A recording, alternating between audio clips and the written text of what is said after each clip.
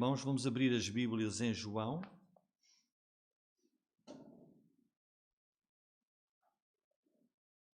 Evangelho de João, capítulo 21.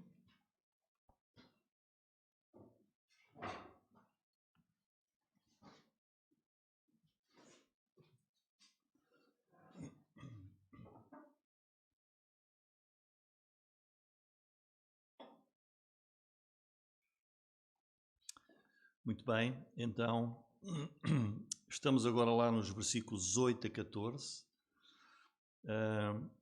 Continuamos a estudar verso a verso e capítulo a capítulo este Evangelho escrito pelo apóstolo João, onde ele nos apresenta a pessoa de Jesus como aquele que encarnou, que veio ao mundo e veio revelar a vida, a luz, a graça e a verdade de Deus. Nós já entramos, aliás, na reta final do Evangelho de João. Já vimos e por isso sabemos que João escreveu este Evangelho sobre Jesus para o identificar como o Messias, o Filho de Deus.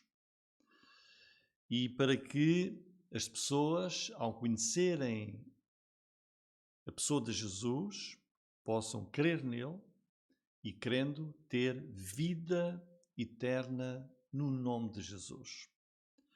Está lá no capítulo 20, versículos 30 e 31, o propósito deste Evangelho.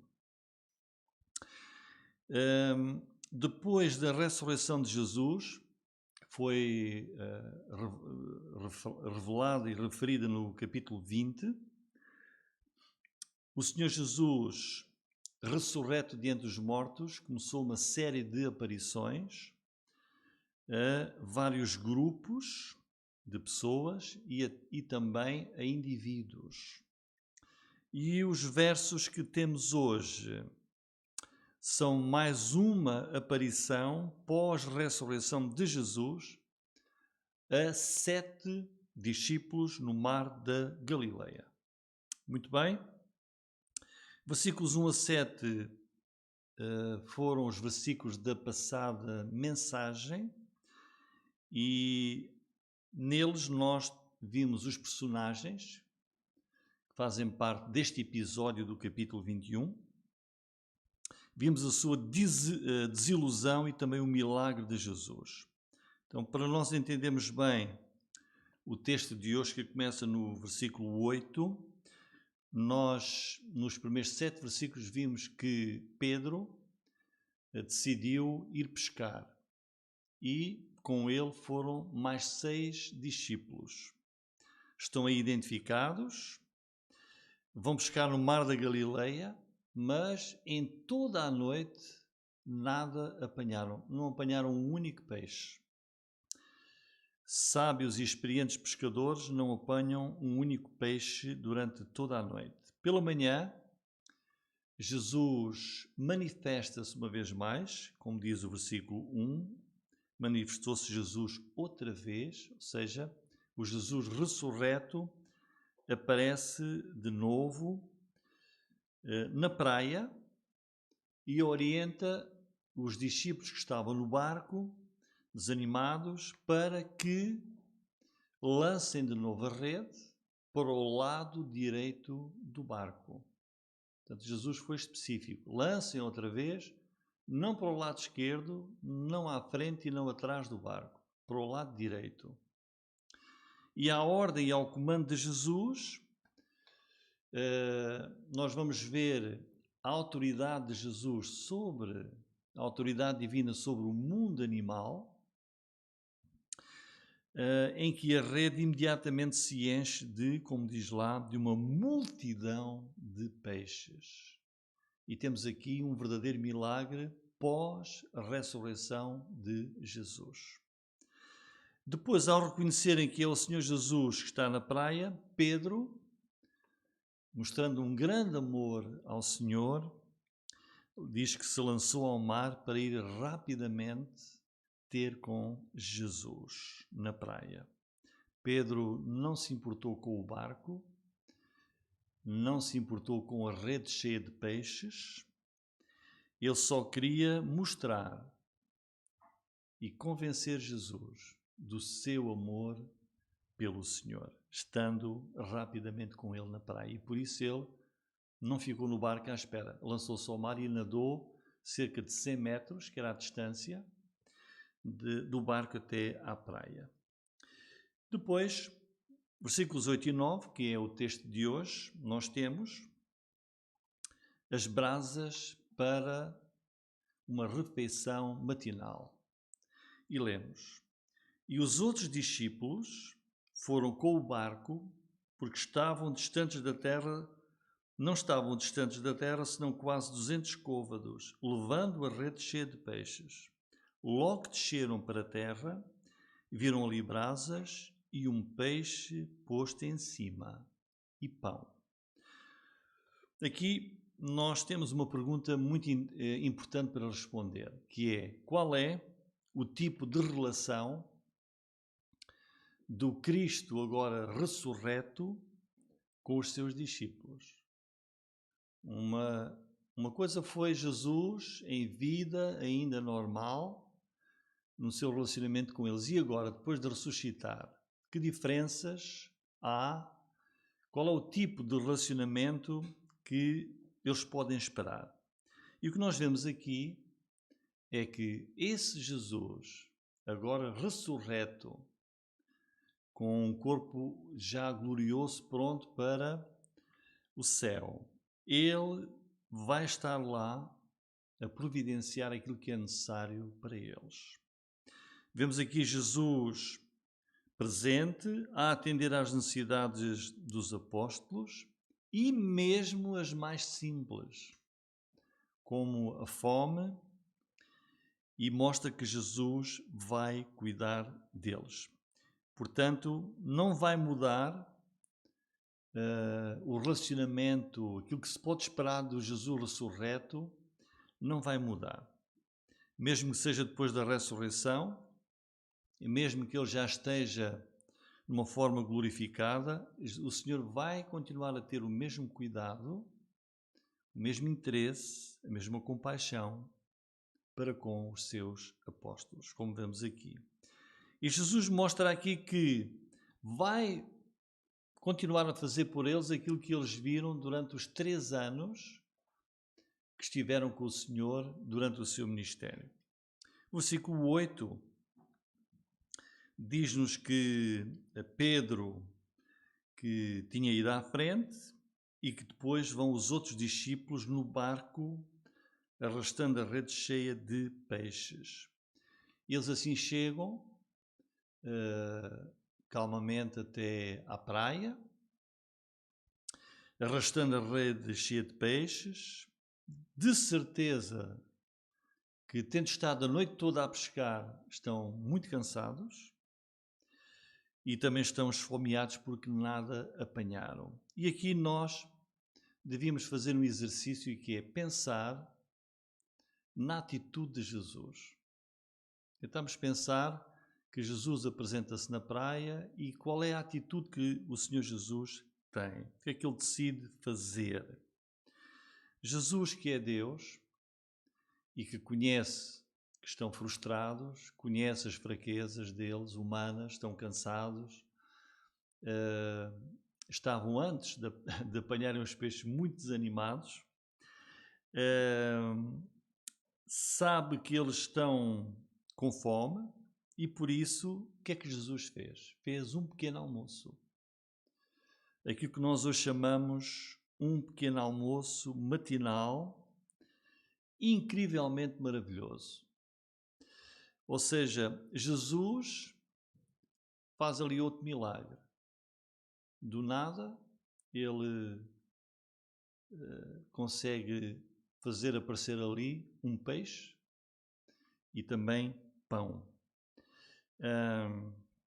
E pensar que eles chegaram e viram brasas, portanto, lume que o Senhor Jesus acendeu, aquele lume que ele cuidou, até estar em brasas, pôs lá o peixe a grelhar, pôs o pão também, Portanto, o próprio Senhor Jesus é que faz isto.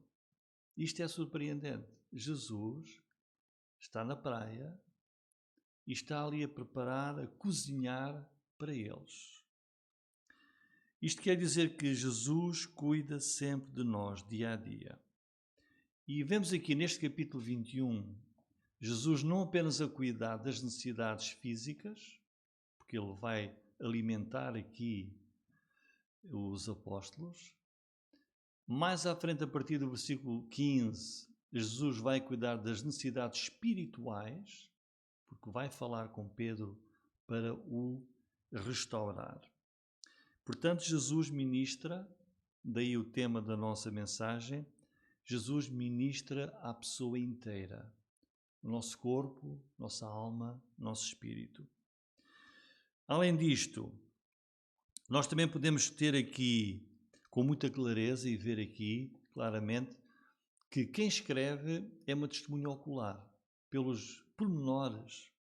Vejam que o escritor João fala do barco, dos peixes, da rede que foi arrastada, das brasas, que viu lá um peixe e pão.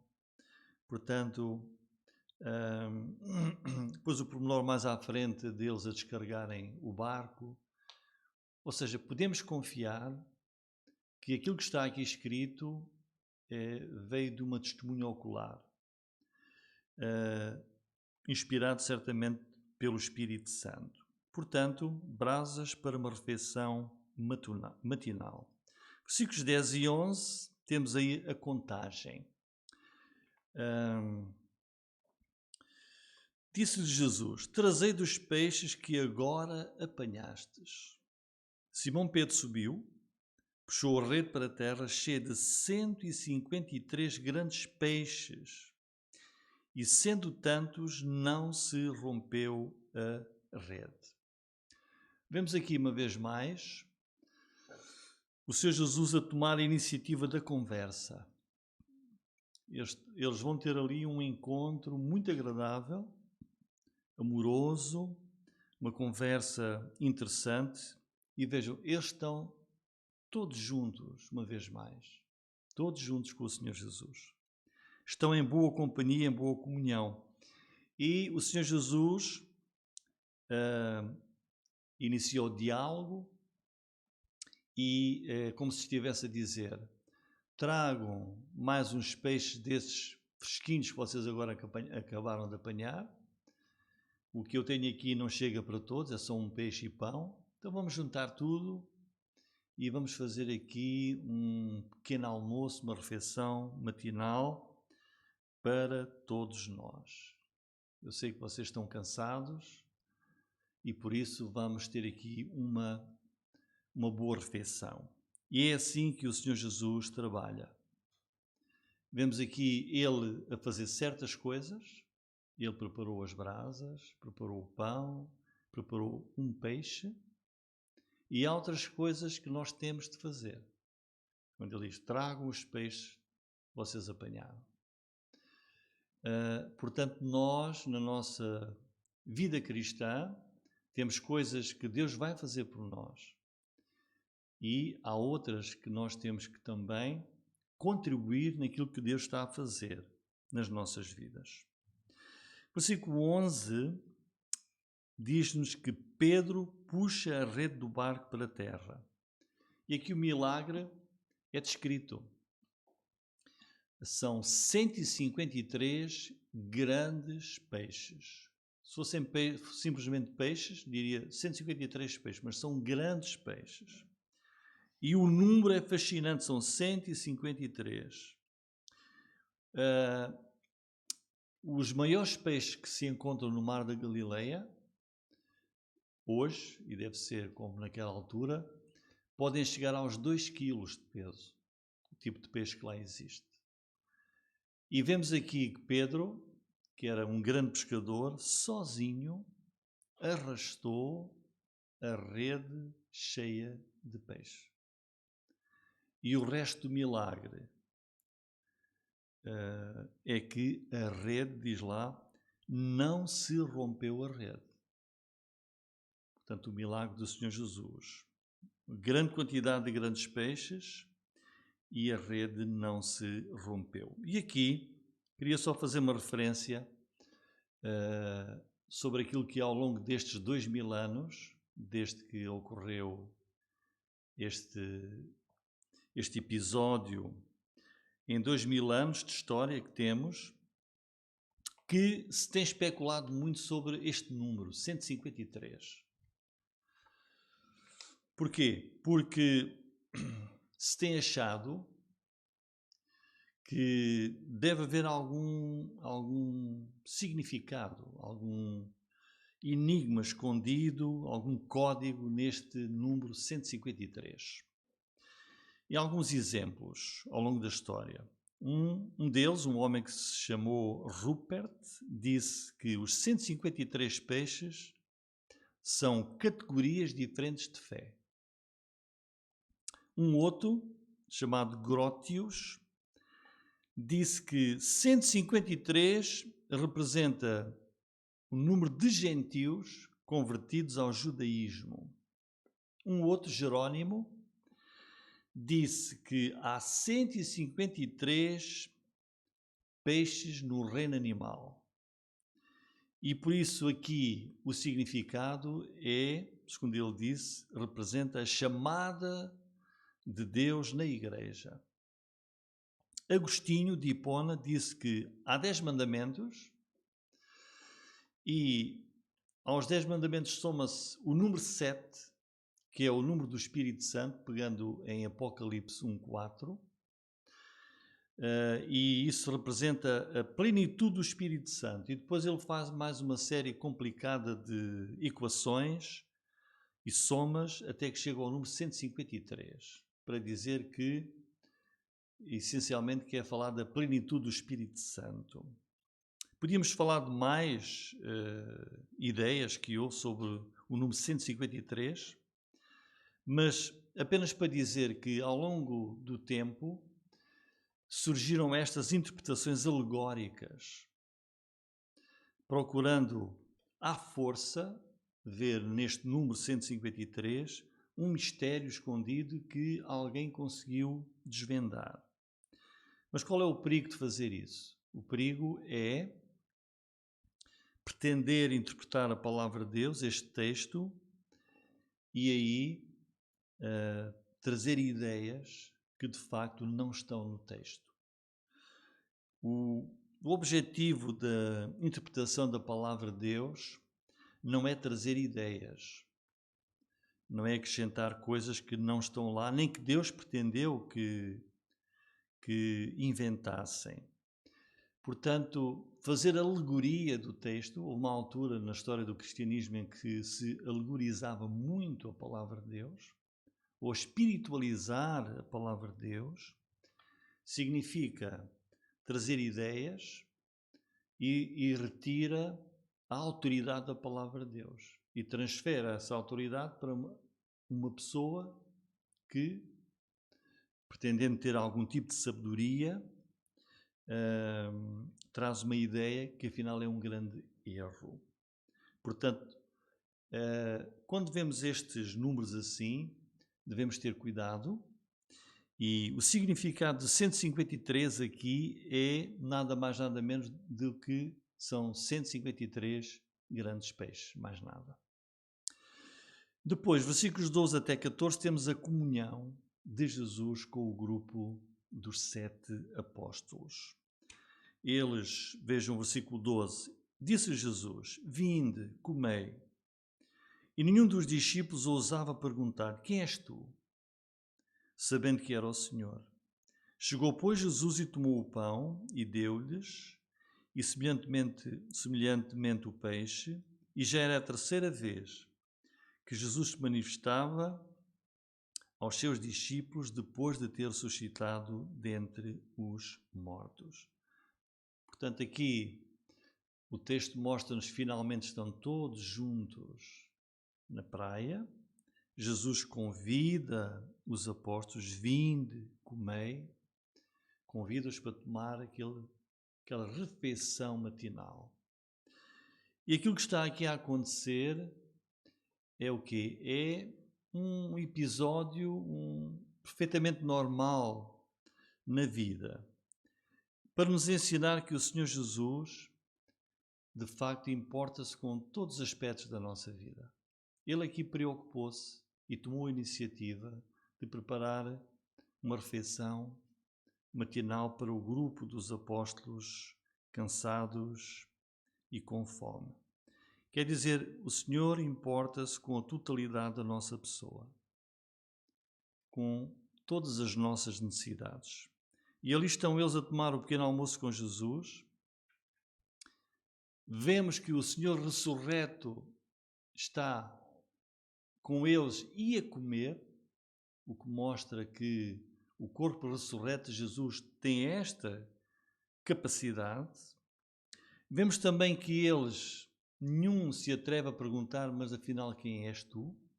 Porque eles reconheceram, isto a Bíblia está aqui a mostrar que o Senhor ressurreto, Ele ressuscitou verdadeiramente entre os mortos. Está ali, num episódio normal, do dia a dia, a ter uma refeição, a ter um encontro com os seus apóstolos.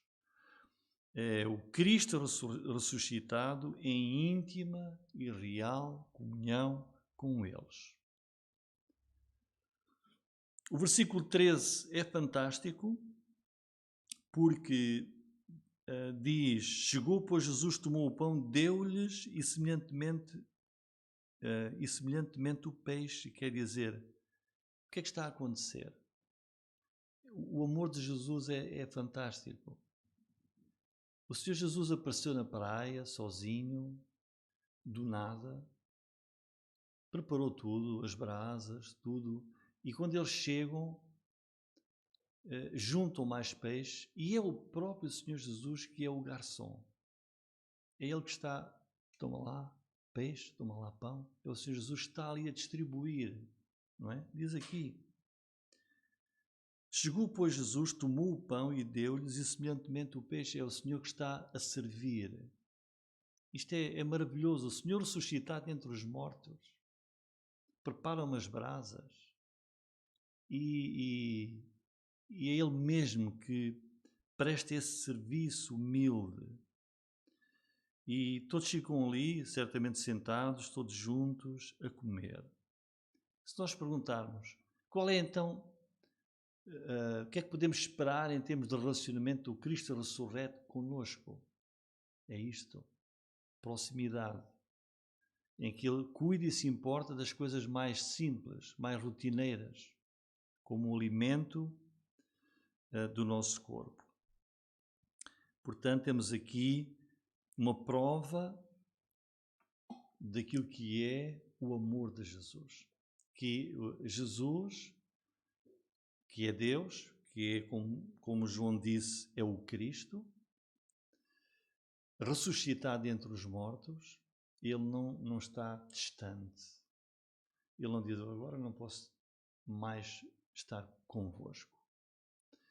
Ele não está ausente, Ele não está desapegado, mas o Senhor interessa-se pela totalidade da nossa vida, pelo nosso espírito, pela nossa alma e também pelo nosso corpo. E agora que Ele está no céu, Ele continua a fazer isso, porque Jesus é amor. E o versículo 14 encerra dizendo que já era a terceira vez que Jesus se manifestava aos seus discípulos, depois de ter ressuscitado entre os mortos. Esta terceira vez é para o círculo interno dos discípulos. A primeira vez foi quando o Senhor, à noite, do próprio dia da ressurreição, foi ter com eles, com as portas fechadas, e estavam todos menos Tomé. A segunda vez foi no domingo seguinte, em que Tomé já estava. E a terceira vez ao grupo é aqui, esta, na praia do mar da Galileia. E o que é que eles aprenderam desta vez com Jesus? E que nós também devemos aprender? Aprenderam obediência. Obediência. Que Deus providencia as nossas necessidades. Deus tem comunhão conosco. Quando nós obedecemos à palavra de Deus, somos bem-sucedidos, somos abençoados e temos comunhão com o nosso Deus. Vamos imaginar que eles, lá no barco, não tinham feito como Jesus disse. Jesus disse: lancem mais uma vez a rede para o lado direito. Mas que eles, em arrogância ou outra coisa qualquer, não faziam isso. Que diziam: já fizemos isso muitas vezes, não adianta, agora estamos cansados, vamos embora. Se eles tivessem feito isso, nada disto teria acontecido. Não teriam apanhado os peixes, não poderiam ter esta comunhão tão agradável com o Senhor Jesus. O Senhor está ali porque eles obedeceram, foram humildes. Obedeceram à voz precisa de Jesus.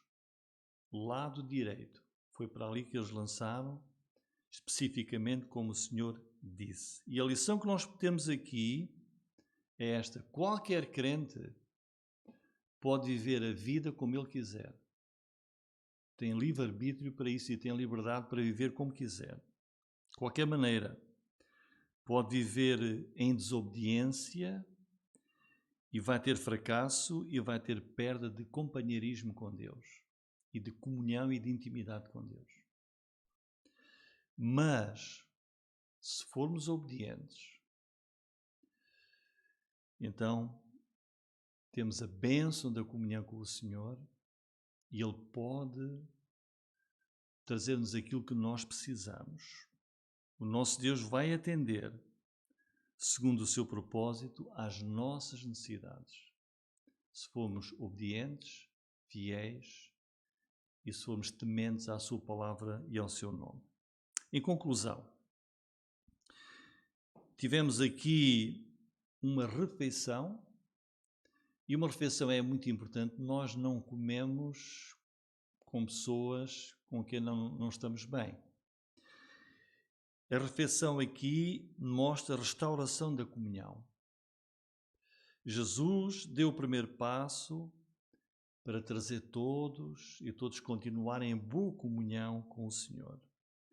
E, preparada esta comunhão, a seguir, versículo 15, que veremos na próxima mensagem, o Senhor vai restaurar o apóstolo Pedro, que negou Jesus. Negou o Senhor Jesus 3 vezes no dia da sua prisão. E esta comunhão na praia, este pequeno almoço juntos, lembra-nos também Apocalipse 3:20, que tem lá uma referência muito parecida a esta. Nós lemos em Apocalipse 3:20: eis que estou à porta e bato. Se alguém ouvir a minha voz e abrir a porta, entrarei até ele. Com ele cearei e ele comigo. Comunhão. Numa refeição. Então Jesus quer esta comunhão. E Ele usa esta refeição aqui, lá na praia do Mar da Galileia, para aquela comunhão íntima com Ele. Que Deus incrível que nós temos. É um Deus que batalha pela nossa salvação. É um Deus que está interessado pelas nossas necessidades físicas e também com as necessidades espirituais. É um Deus que ministra à pessoa inteira. Amém.